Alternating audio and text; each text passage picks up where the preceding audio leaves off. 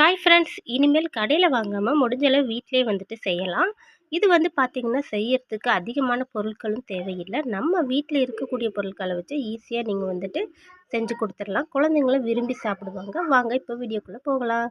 என்னோடய சேனலை இப்போ தான் பார்க்குறீங்கன்னா ப்ளீஸ் சப்ஸ்கிரைப் பண்ணிவிட்டு பாருங்கள். நான் வந்து 2 முட்டை எடுத்திருக்கேங்க. இந்த முட்டையை வந்துட்டு மிக்ஸி ஜாரில் வந்து சேர்த்துக்கலாம். முட்டையை சேர்த்ததுக்கப்புறமா பார்த்திங்கன்னா கொஞ்சமாக ஒரு டீஸ்பூன் அளவு சர்க்கரை வந்து சேர்த்துக்கலாம். 1/2 டீஸ்பூன் அளவு உப்பு, 3 பல் பூண்டு சேர்த்துருக்கேன். அடுத்ததாக 1 டீஸ்பூன் வந்துட்டு மிளகு சேர்த்துருக்கேன். இப்போ வந்து மிக்ஸி ஜாரில் வந்து நம்ம அரைச்சிக்கலாம்.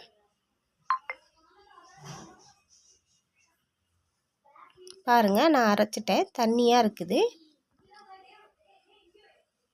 நல்லாவும் பார்த்திங்கன்னா அரைப்பட்டுருச்சு எல்லாமே.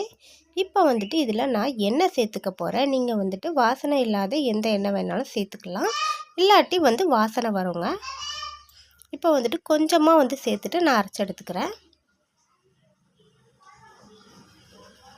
பாருங்கள், இப்போ ஃபஸ்ட்டு இருந்ததுக்கு இப்போ வந்து கொஞ்சம் கெட்டியாக இருக்குது. இப்போ வந்துட்டு திரும்பவும் நம்ம கொஞ்சம் எண்ணெய் சேர்த்து அரைச்சிக்கலாம். எண்ணெய் வந்து பார்த்திங்கன்னா அதிகமாக வந்துட்டு நான் சேர்க்கறதுக்கு வந்துட்டு விரும்பலை, எண்ணெயாக இருக்கும்னு சொல்லிவிட்டு நான் வந்து கம்மியாக தான் வந்து எண்ணெய் சேர்த்தேன். நீங்கள் எந்த அளவு எண்ணெய் சேர்க்குறீங்களோ அந்தளவு கெட்டியாக வருங்க, கடையில் வாங்குகிற மாதிரியே. ஸோ தேவைப்பட்டால் நீங்கள் வந்துட்டு ஜாஸ்தியாக சேர்த்துக்கலாம். பாருங்கள், அவ்வளோதான். நம்ம வீட்டிலே வந்துட்டு நம்ம குட்டீஸ்க்கு வந்துட்டு நம்ம வந்து ஈஸியாக மைனீஸ் வந்து செஞ்சு கொடுத்துட்டோம். இந்த வீடியோ பிடிச்சிருந்தா ப்ளீஸ் லைக் பண்ணுங்கள், ஷேர் பண்ணுங்கள், கமெண்ட் பண்ணுங்கள், மறக்காமல் சப்ஸ்கிரைப் பண்ணுங்கள். பாய்.